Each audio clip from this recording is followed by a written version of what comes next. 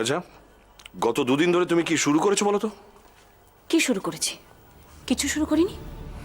বললেই হবে। যবে থেকে তুমি শুনেছো টিনা আমাকে ছাড়া অন্য কোনো ডাক্তারকে দেখাবে না, তবে থেকে তুমি... ওই মেয়েটার নাম বুঝি টিনা? টিনা মেয়েরা আমাদের থেকে অনেক ছোট, একটা ছেলে মানুষ। ও যেটা করছে সেটা কিন্তু ছেলে মানুষই থেকেই করছে। শোনো আদিত্য, আমি তো তোমায় কিছু জিজ্ঞেস করিনি। তুমি শুধু শুধু ওর হয়ে কৈফিয়ত দিচ্ছ কেন? আর সেই এক কথা। শোনো, সকাল থেকে খিটখিচ আমার ভালো লাগে না। তোমার সাথে কথা বলতে ইচ্ছে করছে না, তাই বলছি না, ব্যাস। তোমার যা ইচ্ছে করো। তুমিও তো তাই করছো, করছো না? নীনা, নীনা শোনো, তোমার আর আমার একটা ড্রিম আছে, সেটা ফুলফিল করতে গেলে প্রচুর টাকার দরকার। সেই টাকাটা তো আর মন্ত্র পড়ে আসবে না, তার জন্য কাজ করতে হবে। আমি সেই কাজটাই শুধু করে যাচ্ছি, এটাই কিন্তু আসল কথা। ও, আর তাই জন্য তুমি মেয়েটাকে শুধু শুধু প্রশ্রয় দিচ্ছ, তাই তো? না, আমি কোনো প্রশ্রয় দিচ্ছি না। আর এসব কথা বলে আমাকে তুমি ইরিটেট করো না তো, আমার একদম পছন্দ হয়। তা তো জানি। তাছাড়া তোমার এই ব্যবহারে যদি কোনো যুক্তি থাকতো তাহলে না হয় মানা যেত। মেয়েটা তো আমার পেশেন্ট ছাড়া কিছু নয়। তুমিই তো বলেছো যে ও তোমাকে ছাড়া অন্য কোনো ডক্টরের কাছে নিজেকে দেখাতে পছন্দ করে না। বলো না তুমি? সেটাই ওর অসুখ। দেখো, ওর শরীরের থেকে মনের অসুখটা অনেক বেশি, এটা বোঝার চেষ্টা করো। শোনো আদিত্য, শরীর না মন আমার জানার দরকার নেই, আর আমি জানতেও চাই না। বেশ, তবে আমার কাজের ব্যাপারে তুমি নাক গলিয়ে অকারণ অশান্তির সৃষ্টি করো না। আমার কাজটুকু আমাকে করতে দাও প্লিজ।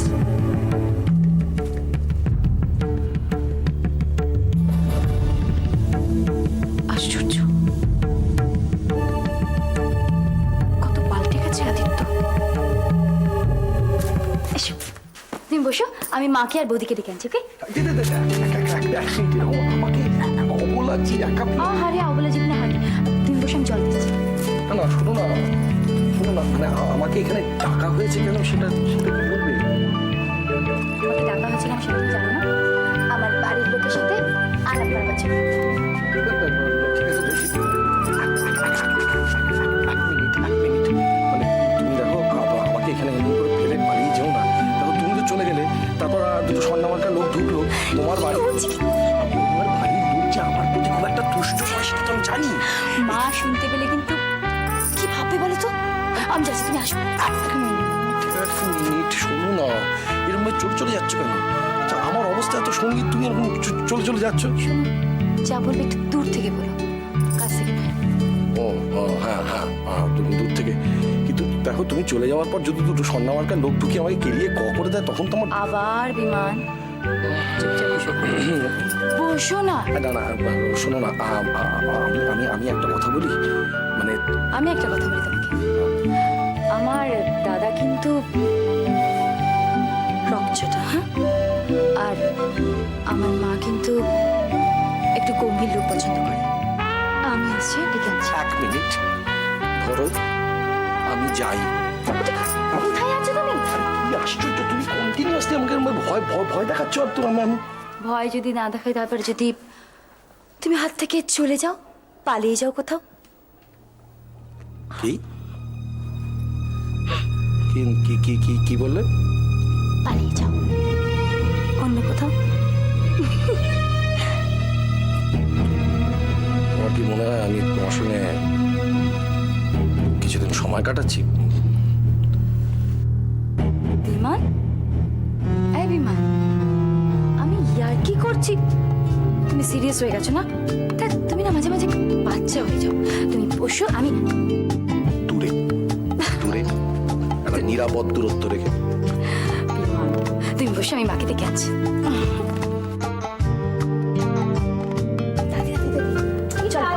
তোর বিমান না উড়োজাহাজ, সে কি পালিয়ে গেল নাকি?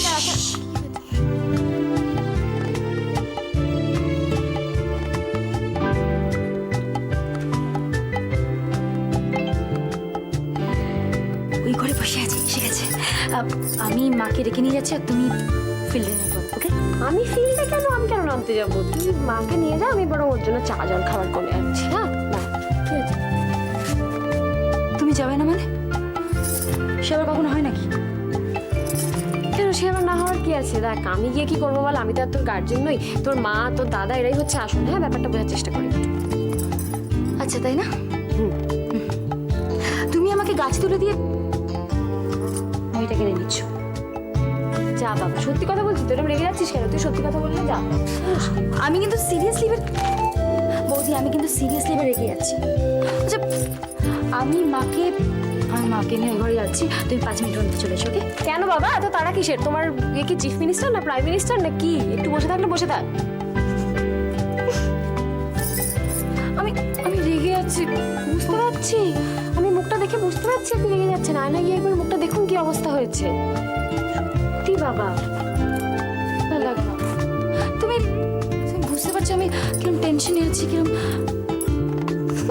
আরো টেনশন বাড়িয়ে দিও না বৌদি প্লিজ। তোর কতটা টেনশন হয় সেটা দেখার জন্যই তো আমি ইচ্ছে করে এরকম করছি। বোকা, যা আমি যাচ্ছি। মানে তুমি এতক্ষণ ধরে ইচ্ছে করে করছিলে? হ্যাঁ, মাকে নিয়ে যা, আমি একটুখানি কচুরি ভেজে একটু মিষ্টি টিষ্টি আনিয়ে তারপর যাচ্ছি। না না, আসলে আসলে মা তো জানো উল্টোপাল্টা কিছু বলে দেয় আমার tension। আবার আমি বলছি না আমি একটু পরে যাচ্ছি, আমি সব ম্যানেজ করে নেবো। আপাতত তুই মাকে নিয়ে যা, আমি একটু পরে আসছি। আর টেনশন দেখো মেয়ে। Okay. ব্যাস, হ্যাঁ যা তাড়াতাড়ি যা, বসে আছে প্রাইম মিনিস্টার বসে আছে, যা। তাড়াতাড়ি। হ্যাঁ যা।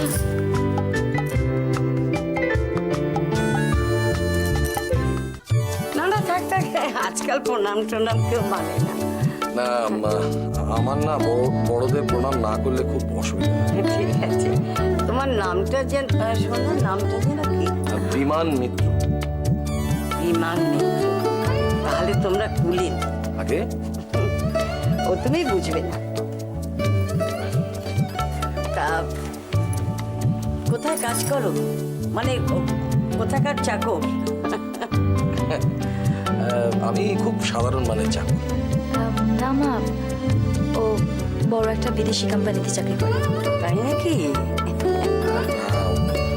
ওরকম চাকরি আরো আছে। এমন কিছু চাকরি না, এটা ইলেকট্রনিক্স কোম্পানিতে চাকরি। তা তো ভালোই। সোনালি নেই, একটা তোর একটা ওনার। নমস্কার, হাতটা খালি নেই, মুখেই বললাম। হ্যাঁ হ্যাঁ আমার বৌদি। হ্যাঁ, আরে সেটা নিয়ে এদিকে এসো না। আপনি বসুন না। অনেক শুনেছি আপনার কথা সোনালির মুখে। এসেছেন ভালোই হলো। আসলে মা বলছিলেন আপনাকে একদিন নিয়ে আসার কথা। কিন্তু আমার ছেলের সঙ্গে বোধহয় তোমার আজ দেখা হবে না। না, দেখা হতেও পারে। তোমার কি খুব ব্যস্ততা আছে? না, সেরকম কিছু নেই, আসলে ব্যস্ত মানুষ, আচ্ছা। পরে দেখা হলেও। তোমার বাড়িতে কে কে আছেন? আগে আমার বাবা আর দিদি। অবশ্য দিদি আমার থেকে অনেকটা বড়। উনি খুব নামি অ্যাডভোকেট। তা তার মানে দিদি তোমাদের বাড়িতেই থাকে? আগে আসলে মা মারা যাবার পর দিদি আমাকে মানুষ করেছেন তো। আপনি খান না, সব বাড়িতে বানানো, কোনো অসুবিধা হবে না। হ্যাঁ, তো খাও না, শুরু তো করো। আচ্ছা, বাড়ি কোথায় তোমাদের? আমার বাড়ি ওই বাইক পাড়ার কাছে। তোমরা গল্প করো বৌমা, হ্যাঁ আমি একটু ঘরে যাচ্ছি।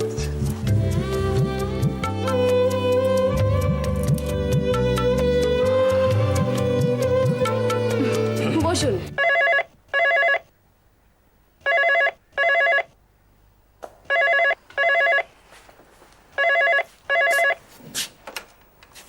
হ্যালো, হ্যাঁ বলছি।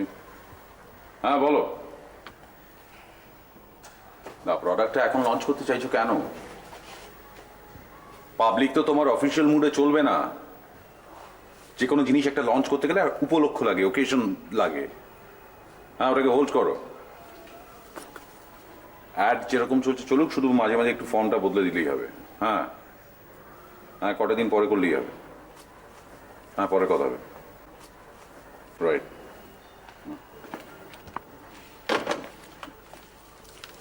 ও কাকু একটু জিওগ্রাফিটা করিয়ে দেবে গো? তুই আর কোনো সাবজেক্ট পেলি না, জিওগ্রাফি নিলি আমার কাছে? চলো না গো, চলো না। ঠিক আছে, এই জিওগ্রাফি বানান বল দেখি তার আগে। GEOGRAFI। না ওয়াই। বাহ, চমৎকার, ঠিক করে বলো ওটা হয়নি। মনে পড়ছে না। মনে পড়বে কি করে? পড়াশোনা তো করো না।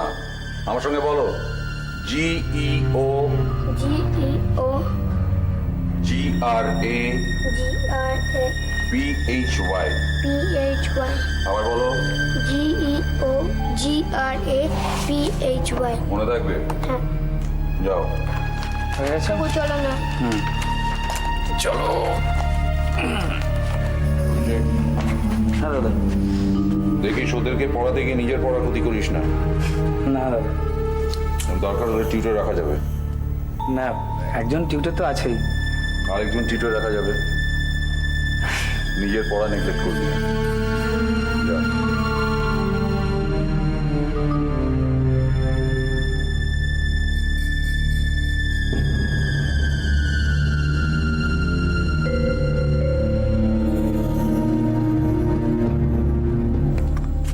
সে কি রে, মেয়েটা পাগল নাকি? পাগল না চাই, শিয়ানা বুঝলি? টাকা আছে বলে না ধরাকে সরাজ্ঞান করছে। একবার হাতের কাছে পাই, মজা দেখিয়ে দেবো। আদিত্যকে বলেছিস? বলার কি আছে, ও তো ঘরেই ছিল। সব শুনে কি বললো? কি আবার বলবে, বললো মেয়েটা ভীষণ এক্সেন্ট্রিক, এরম ভাবে কথা বলে। কি জানি বাপু, এ আবার কি ধরনের এক্সেন্ট্রিক? আমার জানিস তো আদিত্যের উপরে রাগ হচ্ছিল ভীষণ। মেয়েটাকে তো কিছু বললোই না, উল্টে আবার ওকে ডিফেন্ড করছে। সেটা তো খুব স্বাভাবিক রে। দুনিয়ার সব বরের কাছে তার বউ ছাড়া পৃথিবীর সব মেয়ে ভালো। যা বলেছিস। তবে তুই আদিত্যকে বলে দিবি, পেশেন্টই হোক যাই হোক, তোর সঙ্গে যদি এরকম ব্যবহার করে তুই কিন্তু ছেড়ে দিবি না। জানিস তো আমি ভাবছি কি, মেয়েটাকে হাসপাতালে গিয়ে একবার দেখে আসবো, দেখে আসি না কতটা পাগল। আমার মনে হয় তোকে দেখলে এরকম ভাবে বলতো না। ওই বুঝেছিস। আরে বাবা কি ওইভাবে কথা বলে, আপব্রিঙ্গিংই খারাপ। কি বলে জানিস, বলে যে শুনুন ডাক্তারের কাছে পেশেন্টই হচ্ছে ফার্স্ট প্রায়োরিটি, আপনি আপনার হাজব্যান্ড আসলে সঙ্গে সঙ্গে পাঠিয়ে দেবেন আমার কাছে, স্ত্রী বলে ওর উপরে অধিকার ফলাতে যাবেন না। তার মানে মেয়েটা নিশ্চয়ই পাগল, না হলে ছিটিয়াল তো বটেই একদম। এই শোন না, তুই এক কাজ কর, তুই আদিত্যকে বল যে এক কাজ করুক, ওই পেশেন্টটাকে না অন্য ডাক্তারের হাতে ট্রান্সফার করে দিক। এটা ওরা খুব ইজিলি করতে পারে এবং সেটা করে দিলে আর কোনো ঝামেলা থাকবে না, বুঝেছিস? ঝামেলা তো অন্য জায়গায়। ওই মেয়েটার বাবার কল্যাণেই তো আদিত্য নার্সিংহোমটা হতে পারে। এখন কি সেখান থেকে আদিত্য সরে আসতে পারবে? আমি হাজার বললেও শুনবে না। আর আমিই বা বলবো কোন মুখে? সবাই তো জীবনটা একটু একটু করে বদলাতে শুরু করেছে। এই না, আজ আমি উঠি, বুঝেছিস? দেরি হয়ে যাবে, কালকে দেখা হবে, কেমন? আচ্ছা, সাবধানে আসি রে। যাস। হ্যাঁ হ্যাঁ হ্যাঁ, টাটা।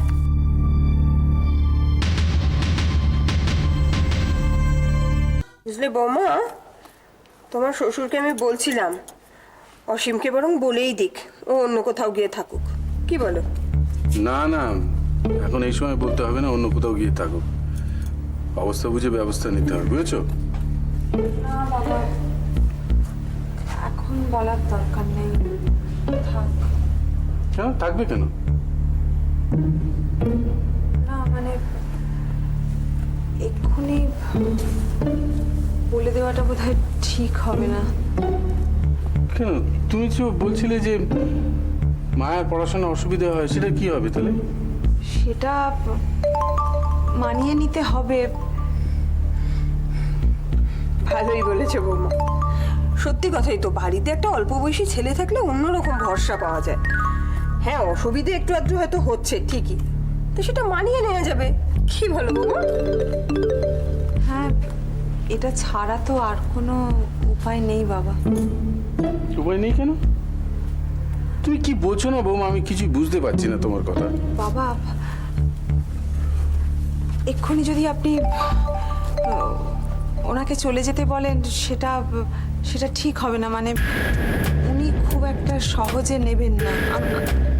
আমি জানি উনি নিতে পারবেন না, তাতে অন্য বিপদ আছে। বিপদ আছে মানে? বিপদ আছে মানে বাবা, আমার তাই মনে হয় এক্ষুনি বলাটা হবে না।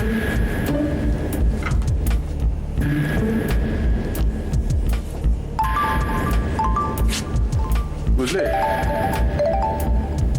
এর মধ্যে একটা ব্যাপার আছে জানো তো। না না, অসুবিধার সময় আমি নিজে সামনাসামনি কথা বলবো, বুঝলে তো। বৌমা তো ভয় পাবার মতো মেয়ে না, ওই এরকম কথা বলতে গেল কেন? না না, কথা বলতে হবে। অসীম কোনো চোরাই চালান টালান করে না তো? চোরাই চালায়? অদ্ভুত কথা বলো না, চোরাই চালায় তো করলে কি আমাকে বলবে ও? না না বাপু, এসব ঝামেলার আর দরকার নেই। যত তাড়াতাড়ি হয় ও চলে যায় ততই মঙ্গল। না না, তোমাকে বলতে হবে না, যা বলার আমি বলবো।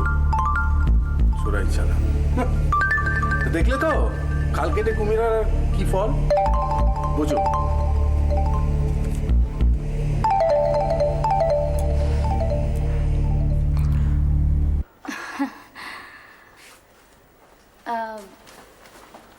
বৌদি, তোমাকে বৌদি, শোনো না। বলো না, আমি শুনছি তো। বলছিলাম যে, কি বললো মানে মা কি বললো? মা কি ব্যাপার হবে? মানে ওই ব্যাপারে। আচ্ছা আচ্ছা, ও ও ও ও বিমানবাবুর ব্যাপারে। হ্যাঁ, না হলে কোন ব্যাপারে? মানে কি বললো? কি বলবে বল? ওনার সাথে তোর দাদার আলাপ হলো না সেদিন? তুই জানিস তোর দাদার সাথে কথা না বলে মা কিচ্ছু বলবে না। এছাড়া তুই তো বলেছিস তোদের মধ্যে এখনো বিয়ে থাওয়া নিয়ে কোনো কথাবার্তা ওঠেই না। আজ ওঠেনি, কাল তো উঠবে। আর তুমি বলো, ও যদি কিছু না বলে তাহলে আমি নিজে কি করে বলি?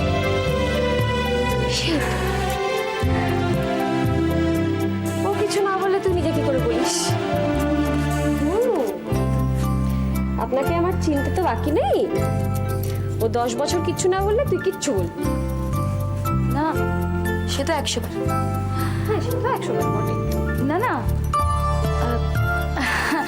বৌদি, আসলে তোমাকে জিজ্ঞাসা করছি যে মা তো জানো কেমন, মানে একটা ব্যাপার তো এত সহজে আর হ্যাঁ বলবে না। মানে খুব ভালোবাসি তোকে, সেটা আমি বুঝতে পেরেছি। বুঝেছি কি? জানি না। জানবি কি করে? তুই কিছু বলেছি নাকি নিজে থেকে? বৌদি বৌদি বৌদি কি হলো? বৌদি আমি কি তোমাকে আমি আজকে টিউশন তুই কাটিস না? ও সরি মা, সরি আরে বাবা, সরি মা, আমি দেখতে পাইনি যে করো না, ভালো লাগে না বাবা। সরি মা, মানে দেখি দেখি দেখি দেখি হাত হাত ছড়াও না, হাত না না, ঠিক আছে ঠিক আছে। খুব জোরে লেগেছে না? হাত না সরালে দেখবো কি করে? মা দেখি একটুখানি। না না না না না না না, ঠিক আছে, বেশি লাগে বাবা। তুমি এত বড় পেনেছো, আমার কি নাক থেতলে গেছে নাকি? এত বড় দিয়ে কি করবো আমি? আচ্ছা নাও না একটু নাও না। না না, ঠিক আছে, অত আদিক্ষেতার দরকার একদম লাগেনি? না, একটু লেগেছে। অল্প লেগেছে। ভাগ্যিস মানে একটু লেগেছে। না হলে বৌদি আজকে কিন্তু নাটা বাবুকে ডাকতে হতো। কে নাটা? না না না, চুপ কর। না মা, ও ঠাট্টা করছে। না মা, আমি সিরিয়াসলি বলছি, যদি তোমার খুব জোরে লাগতো, যদি কিছু একটা হয়ে যেত, তাহলে বৌদির ফাঁসি হতো, তখন না। বড্ড পেকেছিস না? বড্ড পাকা হয়ে গেছিস। যা, চলে যা, বৌমার সঙ্গে আমার কথা আছে। বলো না, বসে আছি তো। যা, হ্যাঁ বসো তো বৌমা।